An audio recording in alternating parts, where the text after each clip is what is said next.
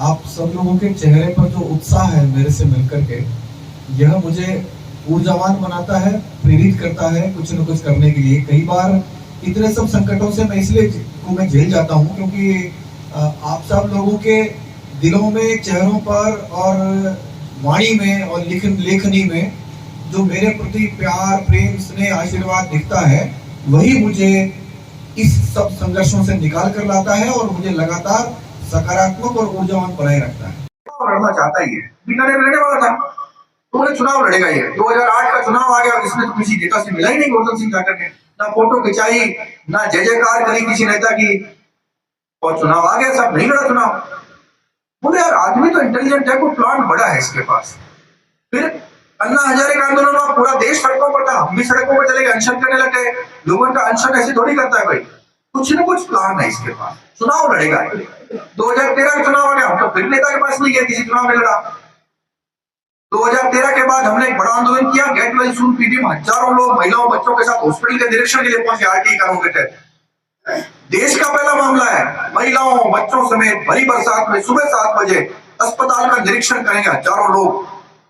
लोग उनका ऐसे कोई फ्री में थोड़ी करता है, कुछ न कुछ प्लान है, चुनाव लड़ेगा। मैं जयपुर चला गया, हमने कहा था नहीं यार इसका बड़ा प्लान है, जयपुर में लड़ेगा, यहाँ बीकानेर से नहीं लड़ेगा। तो जयपुर चला गया, 18 का चुनाव आ गया, 18 चुनाव में निकल गया। हम पैरवी करते करते मुख्यमंत्री के खिलाफ भी पैरवी करने लगे। लोगों ने कहा देखो इसकी बड़ी प्लानिंग है, ये सीएम बनना चाहता है। कोई बोले बड़ा चुनाव, जयपुर चुनाव लड़ेगा।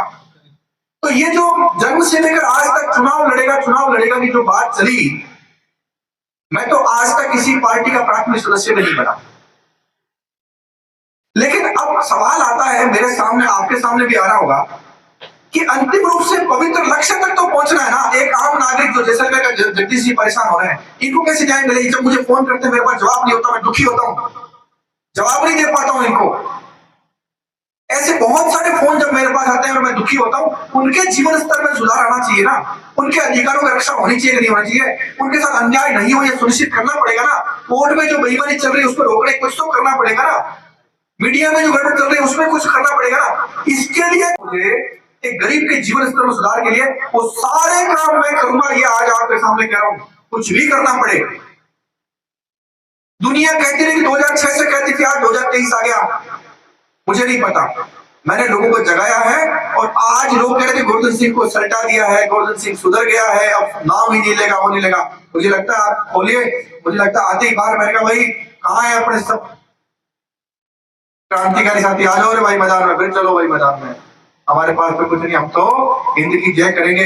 भगत सिंह ने 23 साल की उम्र में अपनी जान दे दी, हम तो 40 क्रॉस कर गए, अब हम तो सप्लीमेंट्री जी रहे हैं। जो है सब कुछ देश का है, इस नागरिकों का है, इस गरीब व्यक्ति का, इस अन्याय से पीड़ित लोगों का है, सब कुछ में है। और मैं वादा कर रहा हूं आपसे यार, जितना मेरा जीवन बचा वो कहीं ना कहीं देश समाज में लगेगा, ऐसा मैं आपसे वादा करता हूँ।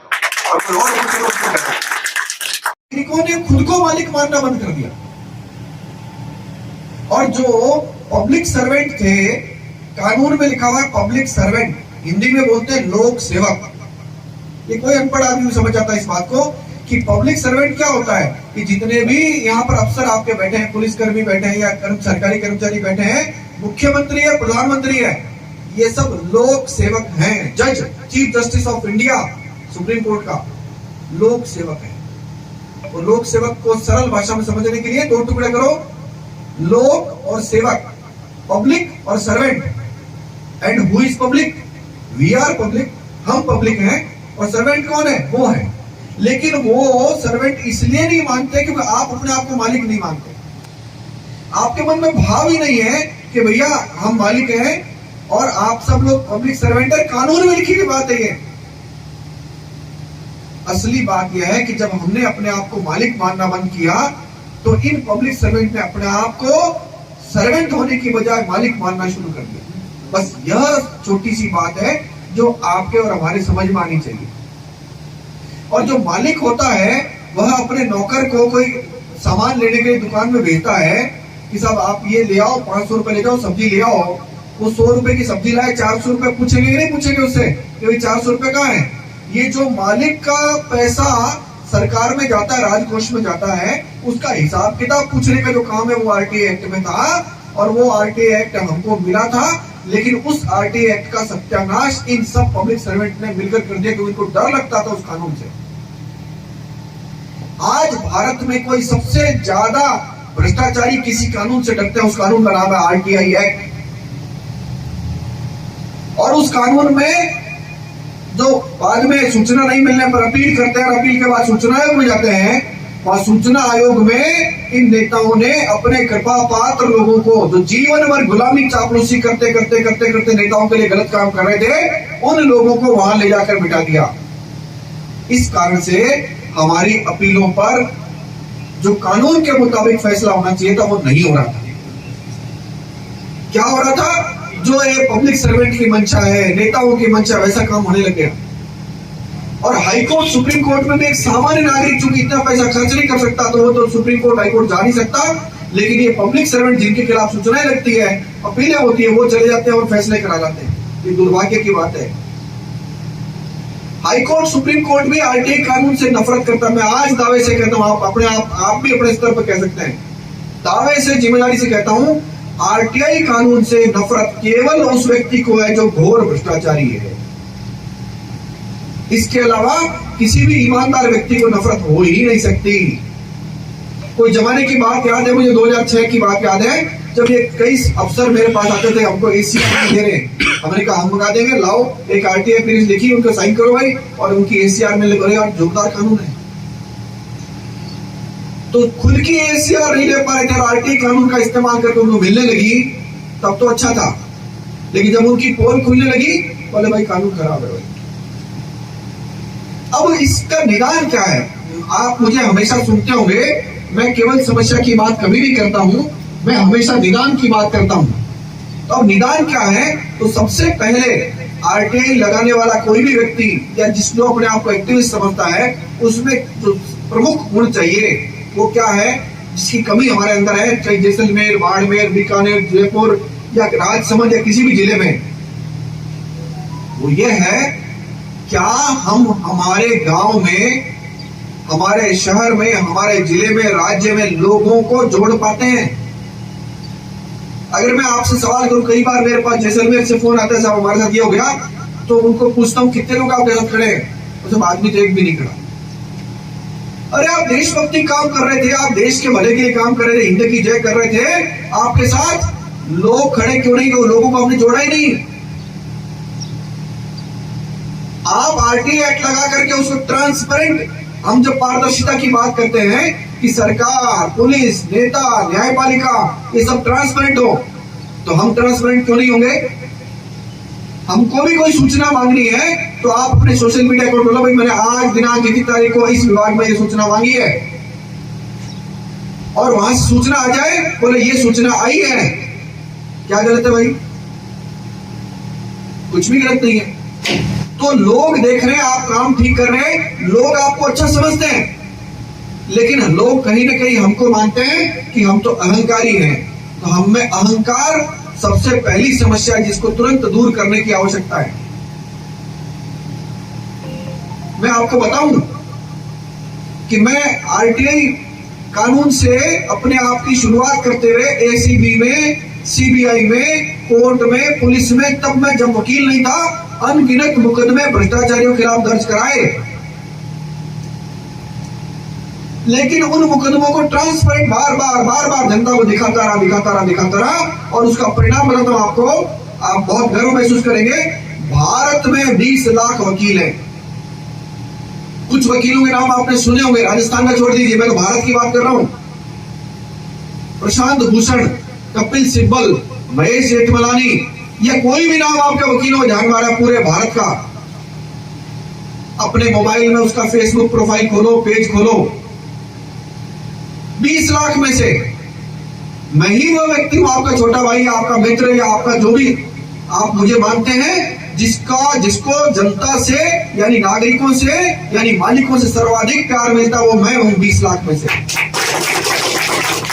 तो सबसे पहली बात हमारे अंदर चाहिए विनम्रता का गुण। हमारे शब्दों में, व्यवहार में, किसी भी रूप में अहंकार नहीं झलकना चाहिए। आप कानून जानते हो, आप बहुत धुरंधर हो, आप किसी भी धज्जियां उड़ा सकते हो, लेकिन इस बात को भी विनम्रता से कहना है कि हम हमारे गांव के हित में, शहर के हित में, राज्य के हित में, जिले और देश के हित में काम करते हैं, ये झलकना चाहिए। तो पहला गुण चाहिए विनम्रता, वो हमारे अंदर होगा तो हमसे 4 लोग जुड़ेंगे, 4 के बाद 40 और 40 के बाद 400।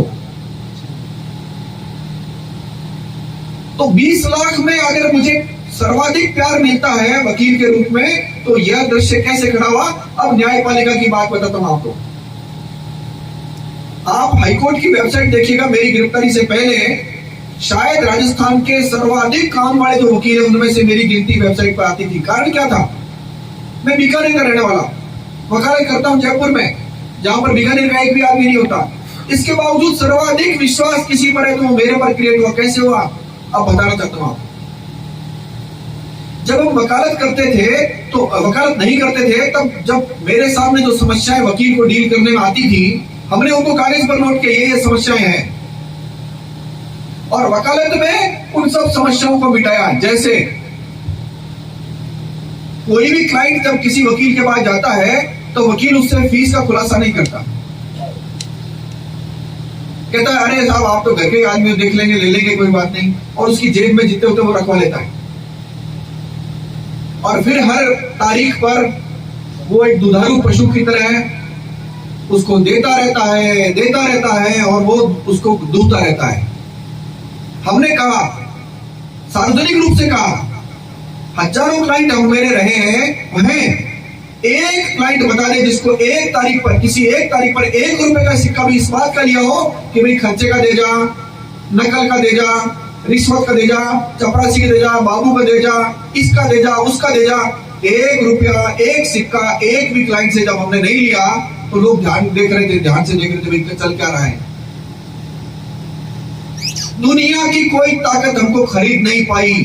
आप कल्पना करिए, एक गरीब व्यक्ति तो मेरे पास न्याय के लिए आया और कहा कि मेरे साथ अन्याय हो रहा है। हमने ये नहीं पूछा भाई अन्याय करने वाला आदमी कितना ताकतवर है, चाहे वो मुख्यमंत्री क्यों ना हो। आप अंदाजा लगा सकते हैं कि जब किसी एक सामान्य पीड़ित के मामले में मुख्यमंत्री खिलाफ एफआईआर दर्ज हो गई थी, कोर्ट का ऑर्डर हो गया था, कुछ दबाव तो उन्होंने भी बनाया होगा, लालच भी दिया होगा,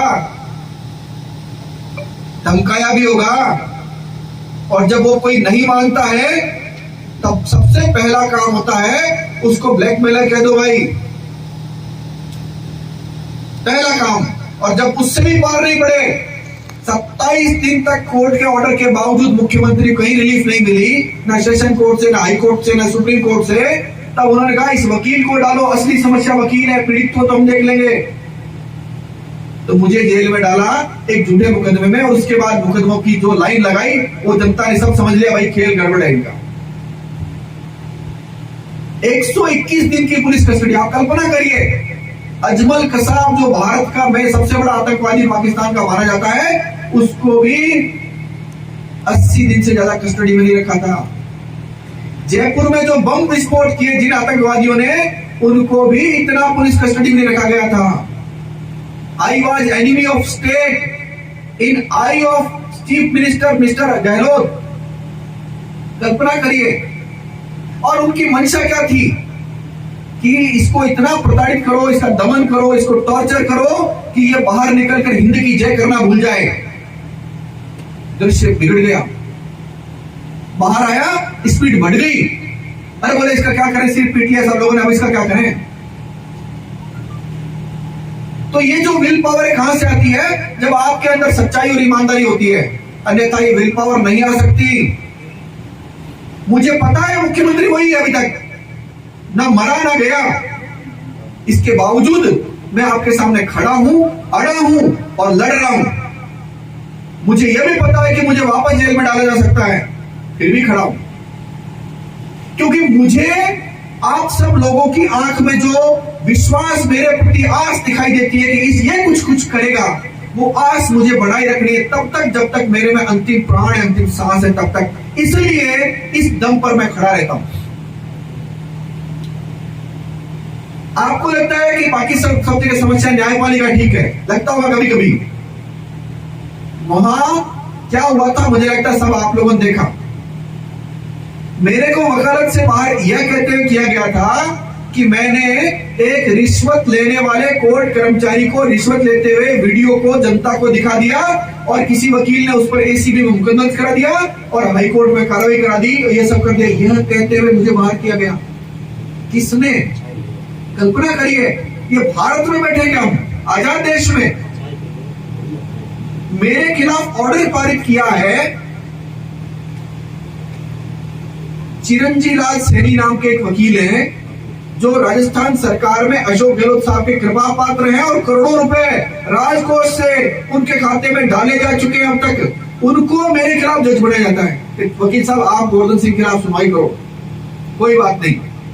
अब गोवर्धन सिंह को नोटिस तो दो कि भाई तुम्हारे खिलाफ ये कार्रवाई कर रहे हैं। नोटिस नहीं दिया, बोले हम तो डिसाइड करेंगे। जब डिसाइड करना कर दो भाई।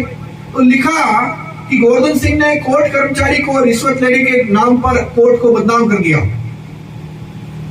जिस प्रकार से बच्चा होने पर नर्स को हम टिप पर बख्शिश देते हैं, वैसे कोर्ट कर्मचारी को एक होटल में वेटर के नाते या वेटर की तरह हम टिप या बख्शिश देते हैं, वो रिश्वत नहीं होती है, लिखा है ऑर्डर में। और गोवर्धन सिंह ने चूंकि रिश्वत देते हुए कोर्ट कर्मचारी का जो वीडियो बनाया, उसे न्यायपालिका की बदनामी हो गई। गोवर्धन सिंह को वकालत से बाहर किया जाता है। कल्पना करिए किस देश में जी रहे हैं, कैसे राज्य में जी रहे हैं। और कानून में क्या लिखा हुआ है? अभी आप कहीं बाहर निकलती ब्राइब लिखिएगा और परिभाषा देखिएगा पीसी एक्ट में ब्राइब किसको कहते हैं। उसमें लिखा हुआ है कि वेतन के अतिरिक्त कोई भी टिप, बख्शीश, गिफ्ट या कोई अन्य पारितोषिक या कोई अन्य लाभ अगर वो प्राप्त करता है तो वो रिश्वत कहलाती है। रिश्वत की परिभाषा यही है। कौन बताए कानून इनको? राजस्थान का एक सरकारी वकील एमएस सिंघवी 1 करोड़ रुपया महीने का राजकोष से उसके खाते में जाता है। 1 करोड़ रुपया महीने का। इतना भुगतान करने के बावजूद बम विस्फोट करने वाले आतंकवादियों के खिलाफ पैरवी नहीं होती है। कल्पना करिए देश कहां जा रहा है। और ये मेरे साथी अगर रिकॉर्ड कर रहे हैं तो ये जब जनता देखेगी, कल्पना करिए क्या हो रहा है यहां पर। ईमानदार व्यक्ति का दमन कर रहे हैं, सच्चे व्यक्ति का दमन कर रहे हैं और भ्रष्टाचारियों का बोलबाला है। अब आता है न्यायपालिका के बाद दूसरी संस्था, एंटी करप्शन ब्यूरो। नाम बड़ा भारी, एंटी। किसके एंटी? मुझे लगता है अब जो बात बताने वाला हूं उसमें से आपको लगेगा कि अब इस एंटी करप्शन ब्यूरो में एंटी हटा देना चाहिए। अब बचेगा क्या बताओ? अब सुनिएगा। अभी मैंने किसी स्टेटमेंट देखा, नेता का सचिन पायलट ने बोला कि सरकार को वोट पटवारियों को ट्रैप करने के लिए नहीं दिया था। एंटी करप्शन ब्यूरो क्या करती है? ये छोटे लोग, कांस्टेबल, पटवारी, कोई छोटे मोटे और कीड़े मकोड़ों को पकड़ करके और अखबार में छपाती है खूब बड़ा बड़ा। मेरा आपसे सवाल है कि क्या भ्रष्टाचार यही लोग करते हैं? क्या हमारे सत्ता में बैठे एमएलए मंत्री ये नहीं करते क्या? और करते हैं तो एसीबी ने क्यों नहीं पकड़ा? ये सवाल किसी पत्रकार ने पूछा। किससे? एमएन दिनेश जो उस जमाने में एसीबी में होते थे। उनका क्या जवाब था? हमारे पास परिवादी नहीं आते। अब मेरा सवाल है, क्या सभी मामलों में आपके पास परिवादी आए थे क्या? आपने बिना परिवादियों के भी तो टैप कर करके चिपकाया था। क्या एमएलए या मंत्री का नाम आते ही आपके हलक सूख जाता है? तो एंटी करप्शन ब्यूरो क्या काम करता है? जो सत्ता में बैठे अहंकारी लोग हैं उनके विरोधियों को पकड़ पकड़ कर जेल में डालना, और जेल में डालने के बाद अगर वो कहे yes sir I am ready for any action, तो फिर उनको वापस फील्ड पोस्टिंग देना और ताकतवर पदों पर बैठाना और उनसे गलत काम कराना, ये धंधा चल रहा है। अब आप बताइए कि उसमें एंटी हटा दें या एंटी रख लें? बस इतनी सी बात आपको समझानी थी। मुझे लगता है एंटी करप्शन ब्यूरो ये करप्शन ब्यूरो के रूप में काम कर रहा है। अगर वो नेताओं के इशारे पर काम कर रहा है तो कैसे एंटी करप्शन ब्यूरो? मेरा कहना है कि करप्शन है नीति में। ये बड़े लोग जो मंत्री, आईएएस, आईपीएस ये खेल करते हैं, नीचे करप्शन नहीं है। और है तो उनकी वजह से है, अन्यथा पुलिस ये तय कर ले कि हमको बेईमानी नहीं होनी देनी, अपराध नहीं होना, चप्पल चोरी नहीं हो सकती किसी मंदिर में। तो ये जो दृश्य बन रहा है लगातार, वह एंटी करप्शन ब्यूरो न्यायपालिका के बाद आता है कानून व्यवस्था। मुझे लगता है इस पर तो बोलने की आवश्यकता ही नहीं। एक ठीक ठीक व्यापारी को लॉरेंस गैंग ने धमकी दी कि भैया 1.5 करोड़ रुपए दे देना। तो मैंने कहा भाई कैसे 1.5 करोड़ देना, अपने नहीं देंगे और मुकदमा कराओ इसके खिलाफ। तो मेरे कहने पर उस व्यापारी ने मुकदमा दर्ज करा दिया बीकानेर जिले में। एक दिन मैं बीकानेर आया था, उनका पैसा और के बाद पुलिस वाले पर चले जाते। मैंने कहा भाई वो मेरा मित्र था व्यापारी, में चले गए। पुलिस वाला कहता है भाई साहब घर की बात कह दूं क्या? मैंने कह दो भाई। बोले यार आप पैसे वैसे दे के छुड़ा लो, हमारे भरोसे मत रहना भाई। ये मैं आपको बिल्कुल रियल घटना बता रहा हूँ। पुलिस कही हमारे भरोसे मत रहना, उनकी गोली कब चलेगी आप निपट जाओगे, 1 करोड़ 1.5 करोड़ छूट जाओगे, आपके पास 100 करोड़ रुपए क्या फर्क पड़ता है? पुलिस के बस में नहीं है, क्योंकि उनको पता है कि हमारी कोई अगर मान लो हमने कोई प्रोटेक्शन की कार्रवाई भी की तो हम नहीं कर पाएंगे। हमारे को काम तो पुलिस को दूसरे बताए जाते हैं, नेता बता रहे वैसा करना है, इधर ये कह रहे साहब हमारी सुरक्षा करो नागरिक, तो नागरिकों के लिए तो पुलिस है ही नहीं। कौन से कानून व्यवस्था की बात करते हैं? जलियांवाला बाग में जनरल डायर ने फायर का आदेश दिया। आपसे सवाल है किसने फायर किया था? बताओ मुझे, क्या अंग्रेजों ने फायर किया था क्या? किसने किया? भारतीयों ने किया, हमारे लोगों ने किया, हम पर फायर किया और इतने लोग मार दिए। एक जनरल डायर ने बोला और फायर कर दिया। आज भी जनरल डायर के रूप में काले अंग्रेज मौजूद हैं और आज भी वो भारतीय मौजूद है जो जलियांवाला बाग में हमको मार रहे थे। ये हमारे देश की कानून व्यवस्था। कौन सा कानून, कहां का कानून? गठबंधन है, गठबंधन। हर एक बड़े भ्रष्टाचारी का गठबंधन है। वो चाहे भ्रष्टाचारी नेता हो, चाहे वो अफसर हो, चाहे वो जज हो, चाहे वो पत्रकार हो, चाहे वो उद्योगपति हो और चाहे कोई अन्य व्यक्ति हो। और उनको कतई अच्छा नहीं लगता इस हॉल में बैठा हुआ एक भी आदमी अच्छा नहीं लगता। क्यों? क्योंकि आप लोग उनके कपड़ों के अंदर क्या दृश्य है वो दिखाते हैं। ये लोग असली बात ये है, क्यों पसंद आएंगे आप लोग? लेकिन इसका निदान यह है कि जब ये संख्या इस हॉल की बजाय किसी बड़े स्टेडियम में होने लग जाएगी, ये निदान होगा। जैसलमेर के बड़े स्टेडियम में जब 1-1 लाख लोग इकट्ठे होने लगेंगे, ये निदान हो सकता है। मालिक तो इकट्ठे हुए इतने से और इनको कहना चाहते हैं हम तुम लोक सेवक हो, कौन सुनेगा आपकी? आज तय करिए कि लोगों में आपकी प्रतिष्ठा है कि नहीं है, समाज में आपकी प्रतिष्ठा है कि नहीं है, आप में कहीं अहंकार तो नहीं है, आप अपनी विनम्रता से लोगों जोड़ सकते हैं नहीं जोड़ सकते? यही एकमात्र दृश्य है जिससे यह बदलाव आ सकता है। मैं इस बात को कह करके और फिर मैं आपको सवाल जवाब का मौका दूंगा जिससे आपके हर सवाल का जवाब आए। लेकिन बात व्यक्तिगत अभी हम नहीं करेंगे, व्यक्तिगत बात करने के लिए इस हॉल से बाहर करेंगे। अगर कोई कॉमन बात हो तो उस बात का सवाल या मेरे समझ में कोई सवाल आपको लगता है वो पूछिए खुल करके। आप कभी जब मैं बोलता हूं पत्रकार मेरे से पूछता है, एक पत्रकार मेरे ऑफिस में आए अभी, बोले सर आपसे इंटरव्यू लेना है, ले लो भाई। बोले सर हमारे सवाल मैं आपको बता देता हूं फिर आप बता देना। अरे भाई तुम हमारे को सवाल बता दोगे तुम्हारे, तब मैं कहूँगा अरे सर ये तो मत पूछना, ये मेरे लिए बड़ा टफ है, आप इसको रहने तो दूसरी बातें पूछ लो, पर ये भी पूछ लेना, ये बात भी पूछ लेना। हमने कहा अगर मैं ईमानदार व्यक्ति हूं तो तुम मुझे सवाल मत बताना, तुम्हारे में जितना दम हो उतने कड़वे सवाल तुम पूछना और मेरे में जितना दम होगा मैं ईमानदारी से जवाब दूंगा। और उनको उनके समस्त सवालों के जवाब मैं लगातार देता रहा हूं, आगे भी दूंगा। लेकिन सवाल इतना सा है, आपके मन में जो भी सवाल आता है सार्वजनिक मेरे समझ में पूछ सकते हैं, व्यक्तिगत जैसे कोई मुकदमों के संबंध में अभी नहीं पूछेंगे, फिर बाहर बात करेंगे या व्यक्तिगत बात करेंगे। आप सवाल पूछिए और मैं जवाब दूंगा। बात मैंने छोड़ दी है, कुछ जो मैंने बोली नहीं है जानबूझ के, ताकि मैं उन सवालों में उस बात को कह पाऊं। धन्यवाद। जय हिंद, जय भारत।